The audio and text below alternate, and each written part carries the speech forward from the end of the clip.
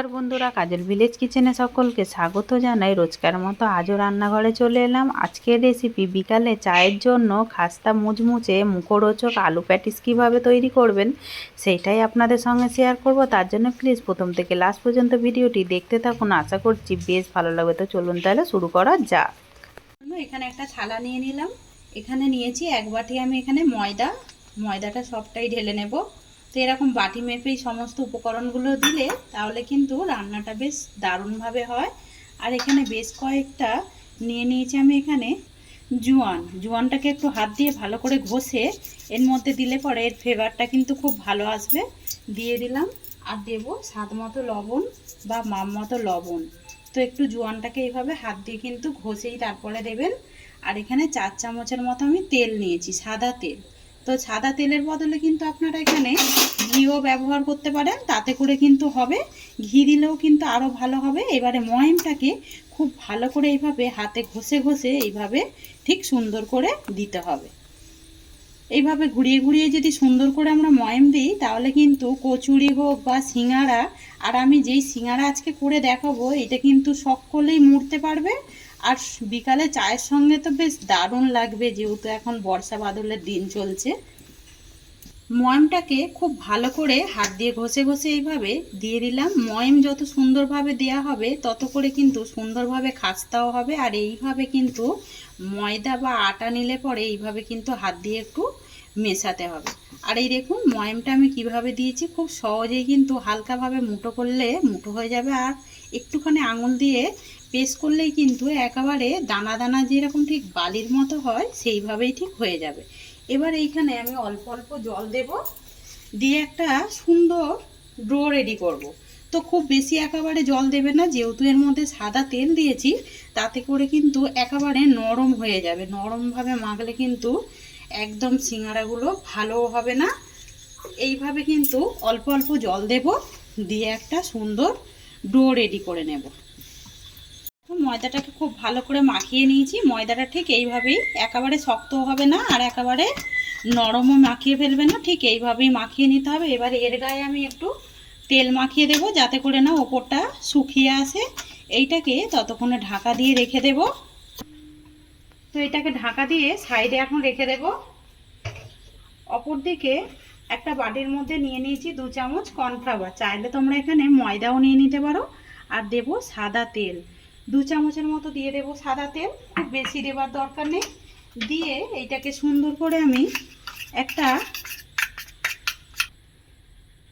ঠিক আঠালো ভাব যে ঘোল হয় ঠিক সেরকমই রেডি করে নেব। এইভাবে অল্প করে তেল দিয়ে, সাদা তেল দিয়ে এটা করতে হবে। আর হ্যাঁ, কর্নফ্লাওয়ার যদি হাতের সামনে না থাকে তাহলে পরে কিন্তু তোমরা ময়দা দিয়েও এই কাজটা করে নিতে পারো। এই দেখো কত সুন্দর ক্রিমের মতো হয়ে গেছে, এটা হাঁটতে হাঁটতে সুন্দরভাবে ক্রিমের মতো হয়ে গেছে।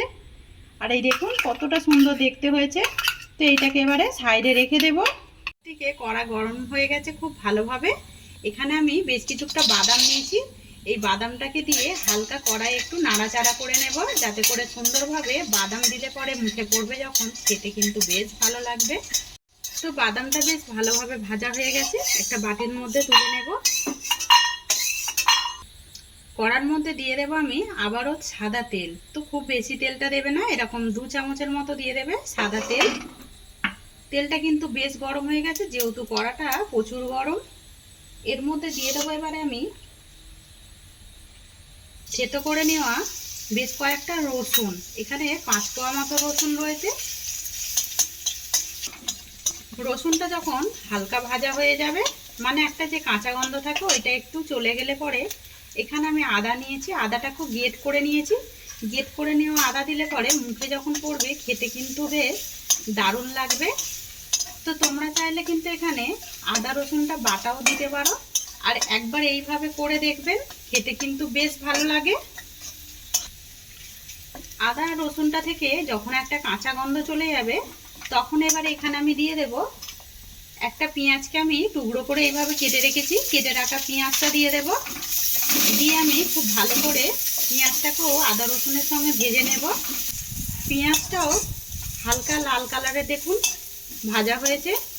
এরপরে আমি দিয়ে দেবো এখানে কাঁচা পাকা লঙ্কা কুচিয়ে রাখা ঝালটা আপনারা আপনাদের পছন্দ মতোই ব্যবহার করবেন। তো পাকা লঙ্কাটা দিয়েও খুব ভালো করে এইভাবে একটু মিশিয়ে নিতে হবে। সমস্ত উপকরণগুলো খুব ভালোভাবে ভাজা করে নিয়েছি।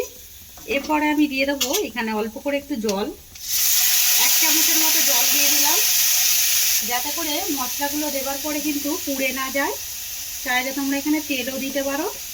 দেবো এখানে সুন্দর একটা রঙের জন্য হলুদ গুঁড়ো, আর ঝালের জন্য দিয়ে দেবো এখানে লঙ্কার গুঁড়ো, আর দেবো এখানে ধনে গুঁড়ো, আর এখানে জিরে গুঁড়ো দিয়ে দেব।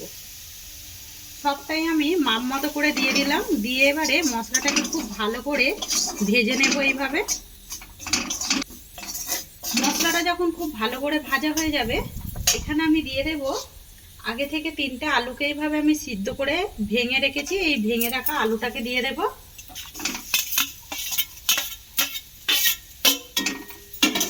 দিয়ে মশলার সঙ্গে খুব ভালো করে মিশিয়ে নেব। যেমন সুন্দর চটপটা হবে তেমন কিন্তু খেতে বেশ দারুণ লাগবে। এই ফাঁকে দিয়ে দেব স্বাদ মতো লবণ বা মাপ মতো লবণ।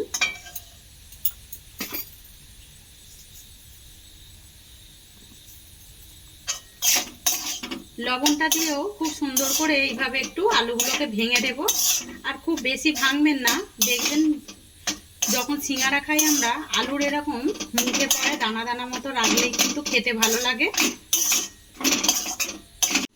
আলুর পুরটা কিন্তু একেবারে রেডি হয়েই এসেছে। আর দেখুন কালারটা কতটা সুন্দর হয়েছে, আর বেশ দারুণ একটা কিন্তু গন্ধও ছেড়েছে।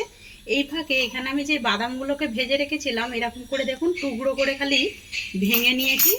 আর এখানে অনেকটা খোলা কিন্তু ফেলে দিয়েছি। এই ভেজে রাখা বাদামটাও দিয়ে দেব, একটু ভেঙে নিয়েছি শিলনোড়া দিয়ে। এবার আমি এখানে দেব ভাজা মশলা। এখানে তেজপাতা, জিরে, ধনে, গরম মশলা, শুকনো লঙ্কা শুকনো খোলায় ভেজে রেখেছিলাম। 1 চামচে গায়ে গায়ে একটু দিয়ে দিলাম ভাজা মশলা। এতে করে টেস্টটা কিন্তু বেশ দারুণ আসবে। আর এটা হাতের সামনে যদি না থাকে, চাইলে পরে এখানে একটু গরম মশলা দিয়ে দেবেন, তাতেও কিন্তু হবে। আমি যেহেতু এর মধ্যে গরম মশলা গুঁড়ো রয়েছে, তাই জন্যই আমি আর গরম মশলা এক্সট্রা করে আর দিলাম না। দিয়ে সমস্ত উপকরণগুলোকে খুব ভালো করে মিশিয়ে নেব। আলুর পুরটা একেবারে রেডি হয়ে গেছে। আর কতটা সুন্দর দেখতে লাগছে দেখুন। এই ফাঁকে চাইলে তোমরা এর লবণটা একটু চেক করে নিতে পারো। আমি এবারে একটা থালার মধ্যে তুলে নেব। তো আলুর পুরটাকে নাবিয়ে নিলাম। আর দেখুন কতটা সুন্দর হয়েছে দেখতে। এটা কিন্তু মানে ভাতের সঙ্গে বেশ দারুণ লাগবে, শুধু বাদামটা বাদ দিয়ে দিলেই। এটাকে এখন ঠান্ডা হতে সাইডে রেখে দেব। ততক্ষণে ময়দাটা যে মেখে রেখেছিলাম ওইটা বেশ অনেকক্ষণ হয়ে গেছে। আর ওপরটা দেখুন কতটা সুন্দর সফট হয়ে গেছে। এবারে আর একটু মাখিয়ে নেব। নিয়ে এখান থেকে আমি ছোট ছোট টুকরো করে কেটে নেব। সমস্তগুলোকেই এইভাবে ছোট ছোট একই মাপে টুকরো করে আমি কেটে ফিরে আসছি। ওগুলোকেই লেচি কেটে নিলাম। এবারে এদিকে একটু ময়দা ছিটিয়ে দেব। একটা চাকি বেলনা নিয়ে নিয়েছি, আর এটাকে ঢাকা দিয়ে সাইডে রেখে দেব। একটা এরকম লেচি নিয়ে নেব। নিয়ে এটা সুন্দর করে আমি ঠিক যেরকম রুটির মতো বেলি সেইভাবেই বেলে নেব। যতটা সম্ভব পাতলা করেই বেলে নেব। এটাকে গোল করে বেলে নেব। নিয়ে আর একটু এরকমভাবে লম্বা টাইপের করে নেব। আমি বলেছি ঠিক সিঙ্গারার মতো করেই আমরা অনেকেই সিঙ্গারা দেখবেন ভালো করে মানে রেডি করতে পারি না বা মুড়তেও পারি না। আমি এমনভাবেই রেডি করে দেখাবো, এটা কিন্তু সবাই পারবে। আর আমিও সত্যি কথা বলছি সিঙ্গারা খুব ভালো মুড়তে পারি না। আর এটা কতটা পাতলা হয়েছে সেটা কিন্তু দেখতেই পাচ্ছেন। এবারে এর মাঝ বরাবর ঠিক আমি 1 চামচ পুর নিয়ে নেব। নিয়ে এর মাঝখানে ঠিক দিয়ে দেব। এবারে এখানে যে আমি কর্নফ্লাওয়ার তেল দিয়ে যে গুলে রেখেছিলাম ওইটাকে নিয়ে নেব। নিয়ে ঠিক এই সাইড দিয়ে এইভাবে দিয়ে দেব। ঠিক দেখুন আমি কিভাবে করছি। এই সাইডটা আর এই সাইডটা ঠিক ফাঁকা রেখে দেব। এটা ঠিক আঠার কাজ করবে। দেখুন দিয়ে দিলাম। এবারে এইটাকে আমি এইভাবে এর ওপর থেকে মুড়ে দেব। আর এইটাকে নিয়ে এসে এর উপর থেকে মুড়ে দেব। তাহলে এর ভাঁজটা কিন্তু খুব সুন্দরভাবে হয়ে গেল। এখানে এবারে এইখানটাও ঠিক দিয়ে দেব। এইটাকে এবারে ওপর থেকে এইভাবে দিয়ে দেব, মুড়ে দেব।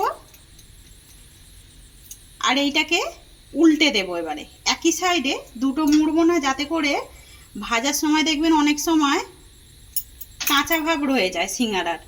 তো এইটা কিন্তু থাকবে না, সমস্ত দিকটাই ঠিকঠাকভাবে মুড়ে নিলাম। আর একটা প্যাটিস কিন্তু বেশ রেডি হয়ে গেল। দেখতে কতটা সুন্দর লাগছে দেখুন। তো সমস্তগুলো এইভাবে আমি ভালো করে গড়ে নেব প্যাটিসগুলোকে। সমস্ত মানে কয়েকটা এখনো বাকি রয়েছে, আমি অনেকগুলোই গড়ে নিয়েছি। আর দেখুন কতটা দেখতে ভালো লাগছে। অপরদিকে সাদা তেল গরম হতে বসিয়ে দিয়েছি। এই তেলটায় আগের দিনে পকোড়া ভেজেছিলাম। তেলটা বেশ সুন্দরভাবে একদম লো টু মিডিয়ামেই একদম গরম করে নিয়েছি, মানে হাই ফ্লেমে গরম করে নিয়ে একদম ঠান্ডা করে নিয়েছি। খুব বেশি একদম গরম করলে কিন্তু হবে না, তাহলে পরে কিন্তু এই যে সিঙ্গাড়াগুলো ওপরটা কিন্তু কাঁচা রয়ে যাবে বা ভেতরটাও কাঁচা রয়ে যাবে, কিন্তু খেতে ভালো লাগবে না। এবারে সমস্তগুলোই তেলের মধ্যে ছেড়ে দেবো। আর দেখুন দেবার মাত্রে শুধু একটু হালকা হালকা তেল মানে বুলবুলি দিয়ে উঠছে। এখানে 4টে সিঙ্গাড়া দিয়ে দিলাম, দিয়ে এইভাবেই লো টু মিডিয়ামে ভেজে নিতে হবে। আর এই দেখুন ওপর থেকে এইভাবে একটু তেল ছিটিয়ে দেব। আর এগুলো কতটা সুন্দরভাবে আপনি দেখবেন ভেসে উঠবে। এটা কিন্তু এইভাবে হালকা আঁচেই ভেজে নিতে হবে সিঙ্গাড়াগুলোকে। সিঙ্গাড়াগুলো বেশ লাল লাল করে উল্টে পাল্টে ভেজে নিলাম। আর একটা মানে খুব ভালো করে এটা মোড়া হয়নি বলে এটা কিন্তু খুলে গেছে, সেটা দেখতেই পাচ্ছেন। আর অপরগুলো দেখুন কত সুন্দরভাবে। তো এইগুলোকে এবারে তুলে নেব একটা প্লেটের মধ্যে। সমস্ত সিঙ্গাড়াগুলোই ভেজে নিয়ে ফিরে এলাম। আর কতটা খাস্তা হয়েছে সেটা আমি দেখাচ্ছি। এইগুলো পরে ভেজেছি, আমি এখান থেকে একটা ভেঙে দেখাচ্ছি কতটা সুন্দর হয়েছে আর কতটা খাস্তা হয়েছে সেটা কিন্তু বুঝতেই পাচ্ছেন। দেখুন একদম হাত দিলে পুরো এর মতো করে ভেঙে যাচ্ছে। দেখুন আজকের রেসিপি আপনাদের কীরকম লাগলো কমেন্ট করে জানাবেন। যদি ভালো লেগে থাকে একটা লাইক করে দেবেন। আমার এইভাবে পাশে থাকবেন, আমাকে সাপোর্ট করবেন। আমার এরকম নিত্য নতুন রান্নার জন্য পাশে থাকা বেল আইকনটি প্রেস করবেন। সবাই ভালো থাকবেন, সুস্থ থাকবেন। ধন্যবাদ। আবারও নতুন রেসিপি নিয়ে ফিরে আসবো। আজকের মতো এই পর্যন্ত।